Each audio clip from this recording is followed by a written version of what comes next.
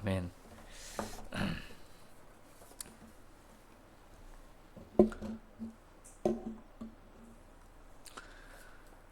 카이스트에서 신문 기사를 냈는데 외로움이 뇌 기능을 약화하고 혈압을 높이는 반면에 친구와 나누는 소통과 웃음이 스트레스를 저항하는 힘을 준다. 그런 기사가 났습니다.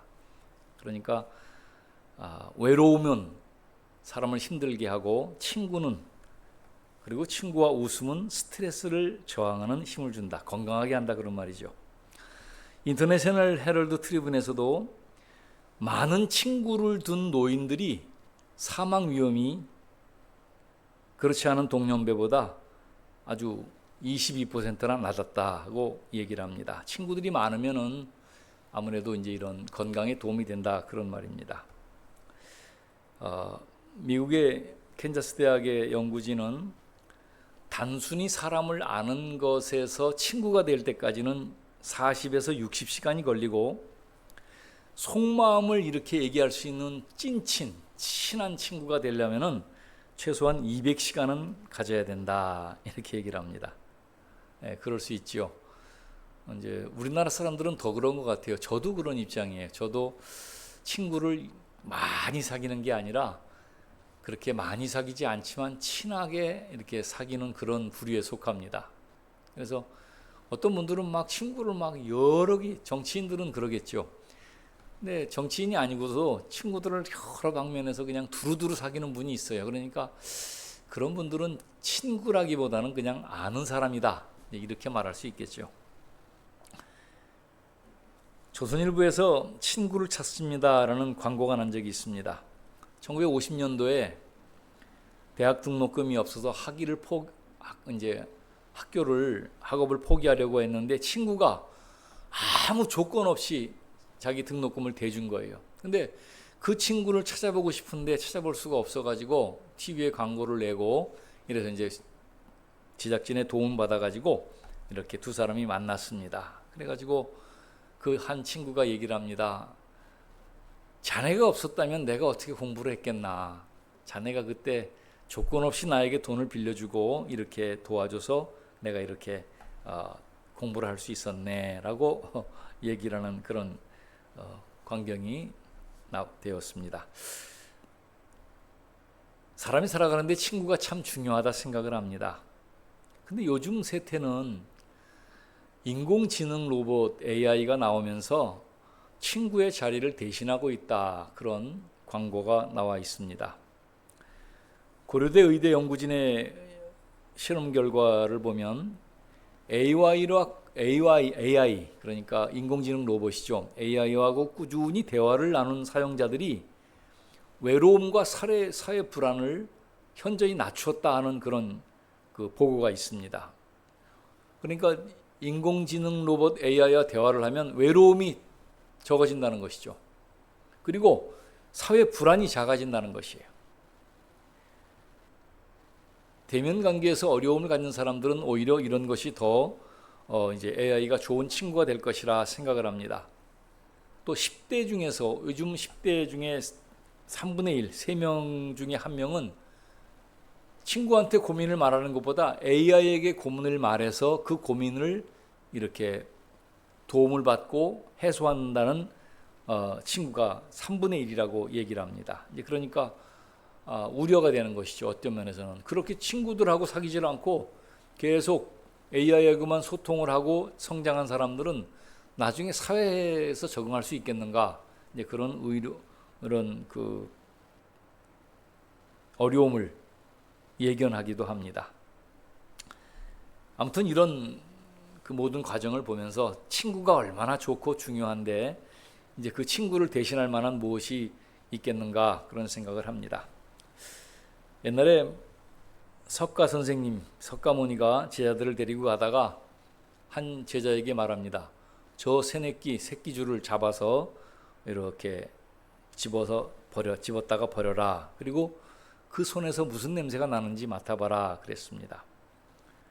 또 한 제자에게는 향수를 넣었던 주머니를 잡았다가 버리게 하고 냄새를 맡게 했습니다.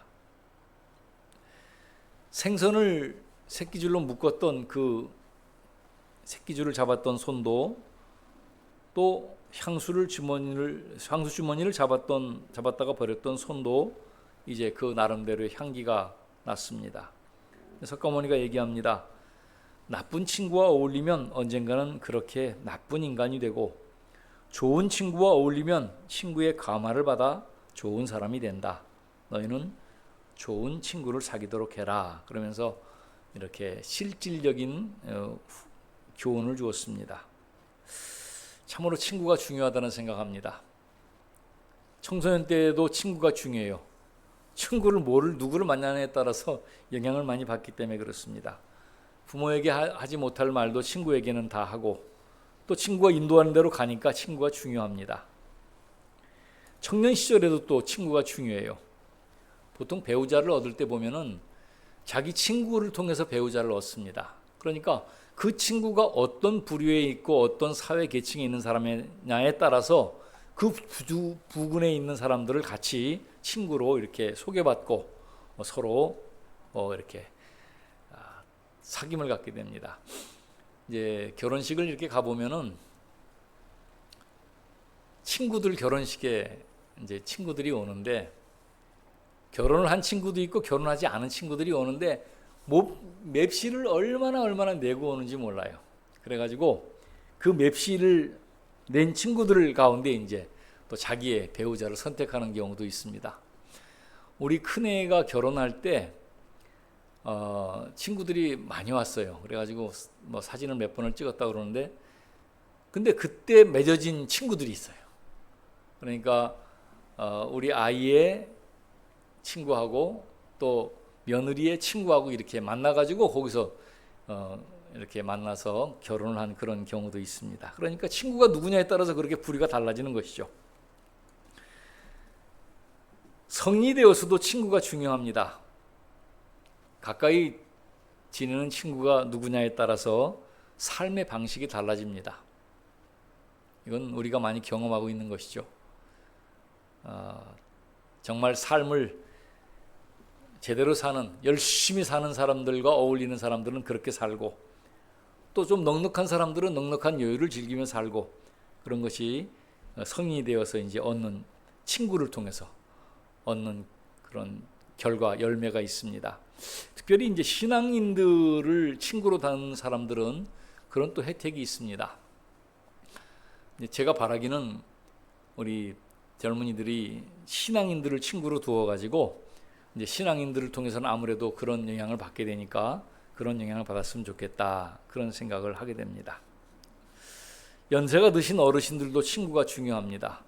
연세가 들어갈수록 자식보다 친구가 더 중요하다는 얘기를 합니다.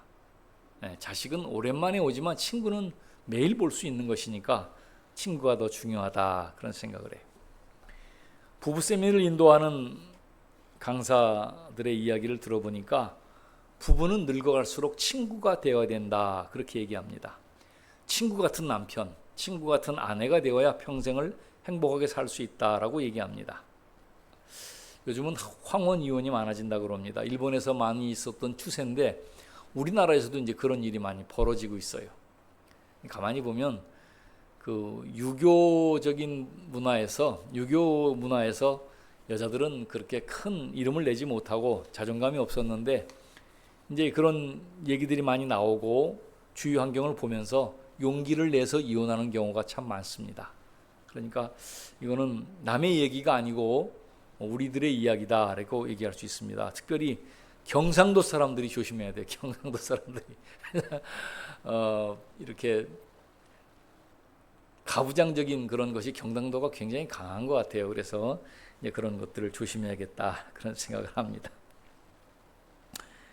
런던 타임즈가 친구란 무엇인가라는 주제로 이렇게 현상 모집을 하고 많은 사람들이 응모를 하고 1, 2, 3등을 뽑았습니다. 친구가 무엇이냐? 3등. 친구란 기쁨을 2배로 더해주고 슬픔을 반으로 나누는 사람들이다. 그 말이 맞죠? 기쁨은 2배가 되고 슬픔은 반으로 나누는 사람입니다.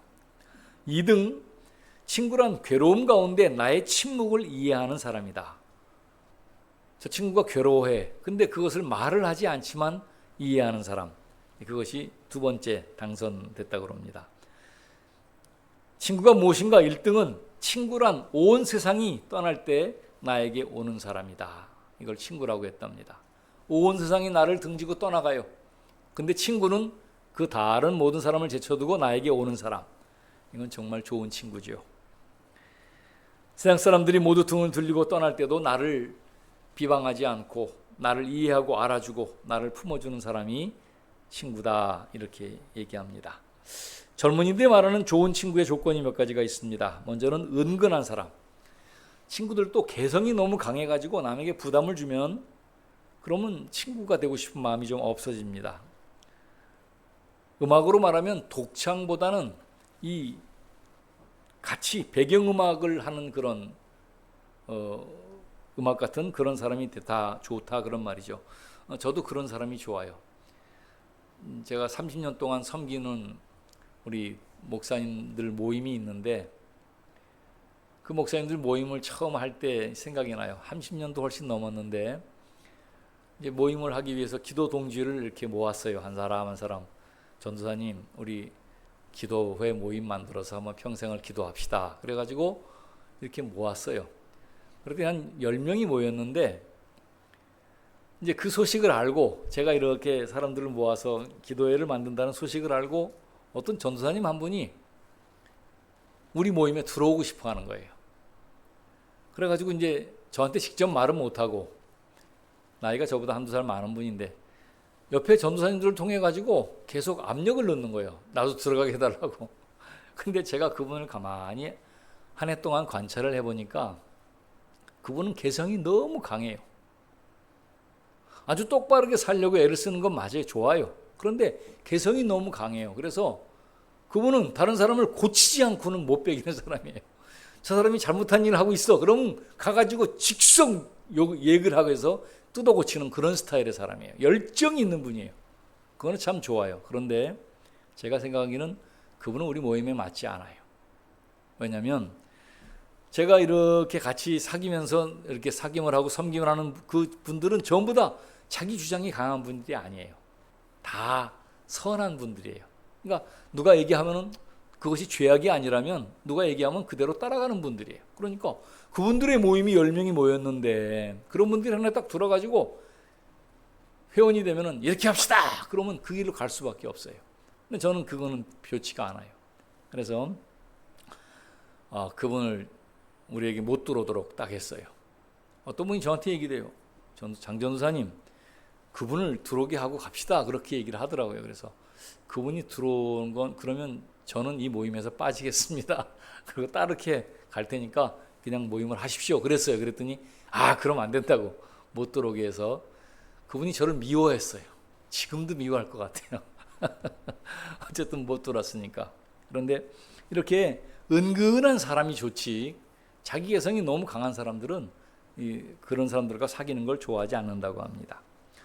또 젊은이들이 좋아하는 친구는 안심을 줄 수 있는 사람입니다. 너무 똑똑한 사람에게 친구가 적은 것은 남에게 편안한 마음을 주지 못하기 때문입니다. 믿음직한 사람이 있어야 돼요. 안심을 줄 수 있어야 돼요. 또 세 번째는 오픈 마인드를 가진 사람. 남을 알고 싶으면 자기를 먼저 남에게 알려야 됩니다. 자기가 먼저 오픈을 열어야죠, 마음을. 그래가지고 얘기해야 되는데 말을 다 들으면서 자기 마음을 꽁꽁 숨겨둔 사람들이 있어요. 근데 그런 분들은 젊은이가 좋아하지 않는다 그럽니다. 또 네 번째는 순수성을 가진 사람. 이해로 얽힌 사람은 오래가지 못해요. 돈 벌기 위해 만난 사람은요, 돈 벌지 못하면 그냥 헤어지는 것이에요. 주는 사랑을 생각하는 사람이 좋은 친구의 조건입니다. 순수한 사람. 그다음 또 한 가지, 다섯 번째는 공동의식을 가진 사람이 좋은 사람이다라고 생각을 합니다. 젊은이들이 그렇게 생각한다는 것이죠. 고난과 기쁨을 함께 겪는 사람이 좋은 친구의 조건이다, 이렇게 얘기합니다. 근데 제가 친구들을 가만히 보면서 제가 생각해도 친구의 조건, 좋은 친구의 조건은 몇 가지가 있는 것 같아요. 첫 번째는 자기를 알아주는 사람이에요. 이제 제가 전도사님들을 사귀면서 지금 목사님들, 은퇴한 분들도 많은데 쭉 이렇게 지내오면서 무슨 생각을 하는가 하면은, 이제는 어려서부터 이렇게 30년 동안을 사귀어오니까 말을 하지 않아도 알아요. 그분이 무슨 생각을 하는지 짐작을 해요.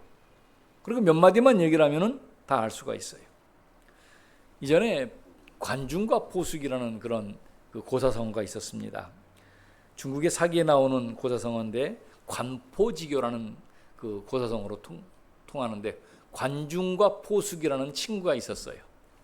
두 친구가 있는데 이 관중과 포숙은 어렸을 때부터 알고 지내던 사이입니다.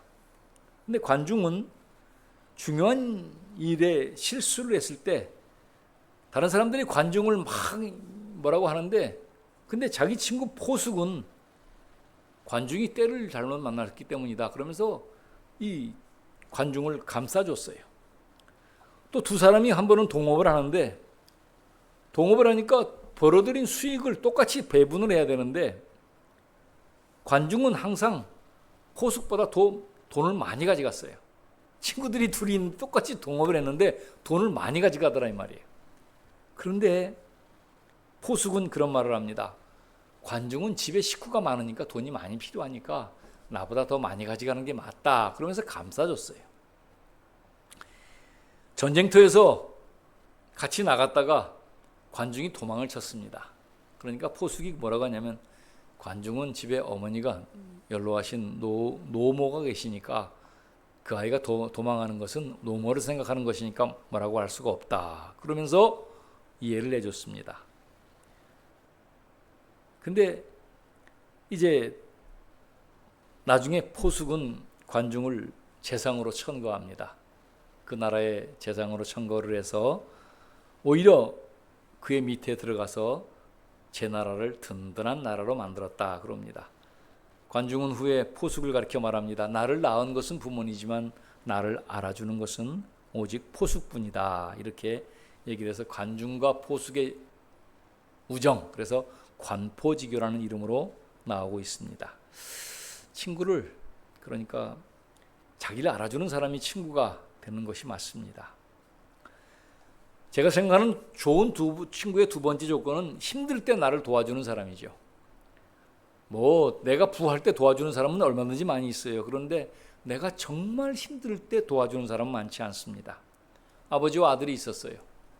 아들이 아버지한테 얘기합니다. 아빠, 내 친구들은 진짜 좋은 친구들이에요. 그 아이들은 내가 무슨 말하면 다 들어주고 내가 힘들 때 도와줄 거예요. 그러니까 이 아버지가 가만히 친구들을 보면서 교훈을 좀 해야겠다 생각을 했어요. 좋다. 그럼 내기를 하자. 지금부터 하나를 사건을 꾸며가지고 정말 네 친구들이 좋은 친구인지 한번 내기를 하자. 그래가지고 돼지를 한 마리 잡았어요. 그래 배를 잡아가지고 피가 이렇게 묻은 거를 포대채로 감싸가지고 이제 아들에게 얘기했습니다. 네 친구들에게 지금 가서 네가 잘못해서 사람을 죽였다고 하고 그 친구들이 너를 돕나 한번 보자 그랬어요. 그러니까 물론이죠 하면서 이제 아버지랑 아들이 같이 돼지를 잡아가지고 피를 막 여기다 묻혀가지고 갔어요. 아이가 친구 집에 가서 문을 두드립니다. 여보게, 나 좀 도와주게. 내가 실수로 사람을 죽였는데 자네가 날 도와주면은 아는 사람은 자네밖에 없으니 이 문제가 해결될 것 같네. 날 좀 도와주게. 그러니까 친구가 나와서 피 묻은 친구를 보더니 어휴, 잠깐만 기다려보게. 그러더니 잠깐 생각을 하더니 나는 도울 수가 없네. 우리 가족이 있고 그런데 내가 어떻게 도와주겠나. 그러면서 문을 딱 닫고 들어가는 것이. 그 아들의 친구 집을 몇 집을 돌아다녔어요. 밤새 돌아다니면서 네 집을 돌아다녔는데 아무도 이 친구를 돕지 않습니다. 그러니까 이제 아버지가 얘기합니다. 내 친구한테 한번 가보자. 그러면서 똑같은 분위기를 해서 친구의 집에 문을 두드렸어요. 여보게, 나 좀 도와주게. 자네가 공무원 신분이라는 것은 내가 알고 있지만 물론 발견되면 자네 진급을 하는데 도움이 되지 않고 큰 어려움이 있겠지만 나를 좀 도와주게. 나는 자네밖에 없네. 나를 좀 도와주겠는가? 그러니까 그 친구가 하는 말이에요. 아버지 친구가. 이 친구야, 그게 무슨 소린가? 자네 일이 내 일이고 자네 어려움이 내 어려움이네. 어찌 내가 자네의 어려움을 보고만 있겠는가? 진급을 하지 못하고 벌을 받는 한이 있어도 내가 자네를 도와주겠네. 그러면서 어서 들어오게 하면서 아무런 걱정하지 말라고 얘기하면서 부자를 집안으로 안내해 드렸습니다. 아버지와 아들은 함께 친구의 집으로 들어가서 자초지종을 얘기하고 돼지를 삶아서 잘 잔치를 벌였다고 그럽니다. 그렇지요. 진짜 어려울 때 친구, 가족과 같은 친구죠. 아니, 가족이라고 할 수 있습니다. 사람이 다 떠날 때 가족은 떠나지 않아요. 가족은 어려움을 같이 겪습니다. 그래서 가족이에요. 근데 친구도 그런 친구가 좋은 친구입니다. 또 제가 생각할 때 세 번째 좋은 친구는 자기가 내가 잘못된 길로 들었을 때 충고를 해줄 수 있는 친구가 좋은 친구라 생각을 합니다. 그렇지요. 친구가 곁길로 가는데도 그냥 추수방관하고 하는 친구가 아니고 진심을 다해서 잘못을 지적해주고 바른 길로 인도하려고 하는 친구가 좋은 친구라 그런 생각을 합니다. 2차 대전을 일으켰던 아돌프 히틀러에게는 친구가 한 명 있었다고 합니다. 에른스트림이라고 하는 친구인데 그 아돌프 그 부대의 돌격대 참모였습니다. 이 에른스트림은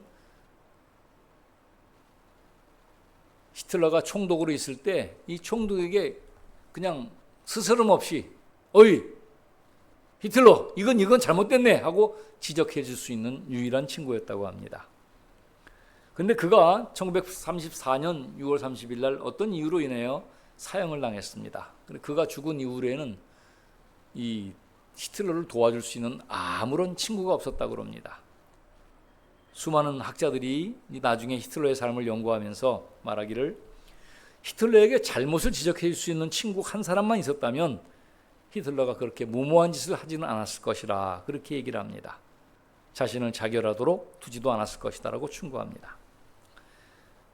친구가 잘못된 길로 들어섰을 때 사랑의 충고를 할 수 있는 그런 친구가 좋은 친구가 아닌가 생각을 합니다. 친구에 대한 묵상을 하면서 나에게 이런 친구가 있는가 한번 생각을 해봤어요.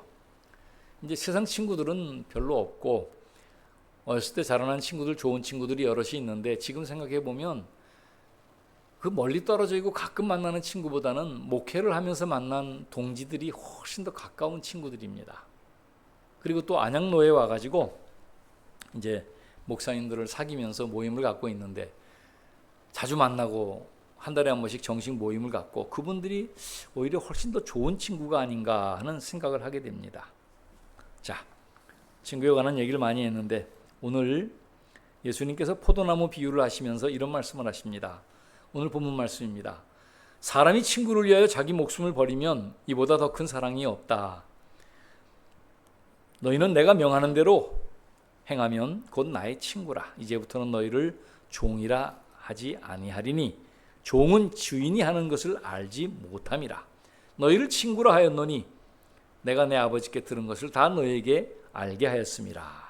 그래서 예수님이 어떻게 제자들을 친구라고 했을까? 이 말은 아주 묵상할 때 가만히 생각해 보면은 어떻게 이것이 가능할까 그런 생각을 했어요. 어떻게 예수님이 제자들하고 친구가 되겠습니까? 그런데 예수님이 친구로 쳐주시는 거예요. 쳐주시는 거예요. 성경에 보면은 친구의 우정처럼 나와 있는 사람들이 몇 사람이 나와요.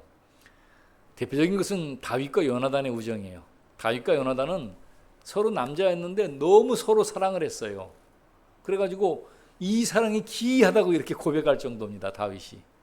요나단을 향한 나의 사랑은 우리의 사랑은 너무 기이한 사랑이다. 그렇게 할 정도로 마치 동성애로 비칠 정도로 그렇게 사랑을 했다라고 얘기를 합니다. 또 친구 우정처럼 했던 것은 룻과 나오미가 시어머니고 룻은 며느리인데 그 두 사람의 우정이 굉장히 깊었어요.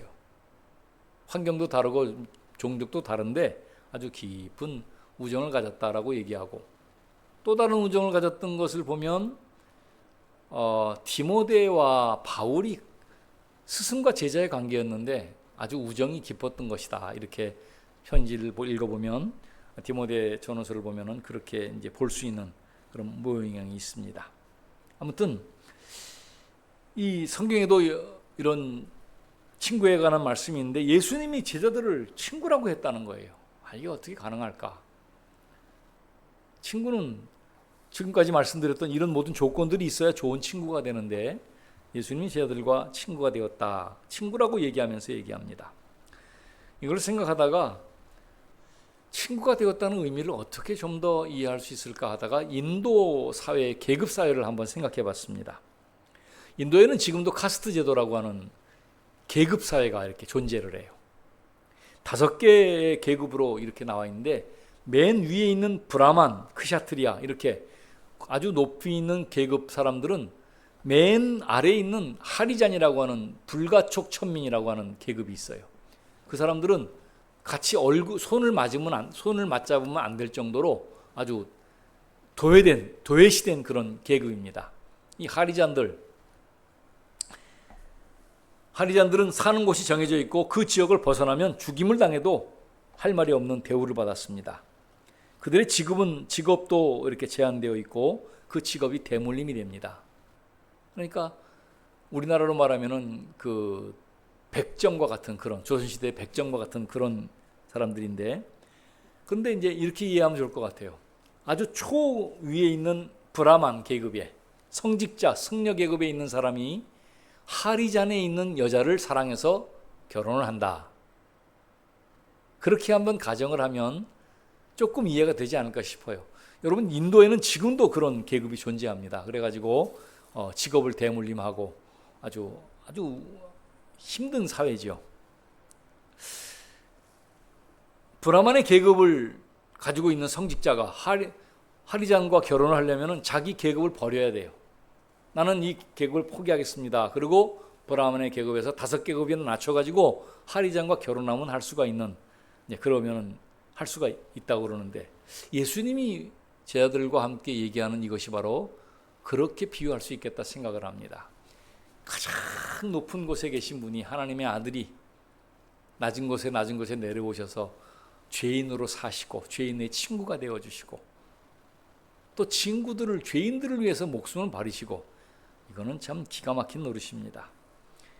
그분이 바로 예수님인데, 이 예수님이 천한 몸을 입고 오셔서 천한 사람들의 친구가 되어주시고, 그리고 그 사람들에게 내가 이제 너희는 친구라고 하겠다라고 말씀하신 그것이 오늘 본문 말씀입니다.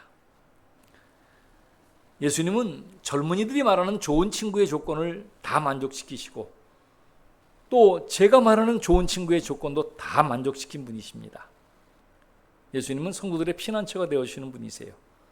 그가 시험을 받아 고난을 당하셨은즉 시험 받는 자들을 능히 도우실 수 있느니라. 잘못된 길로 가는 사람들을 충고해 주시고 좋은 길로 인도하시고 모든 것을 받아주시는 그분이 예수님이십니다. 세상 사람들은 좋은 친구를 찾고 있습니다. 힘들고 괴로운 세상에서 같이 동행할, 나를 알아주고 괴로움을 나누고 사랑의 충고를 해줄 좋은 친구를 찾고 있습니다.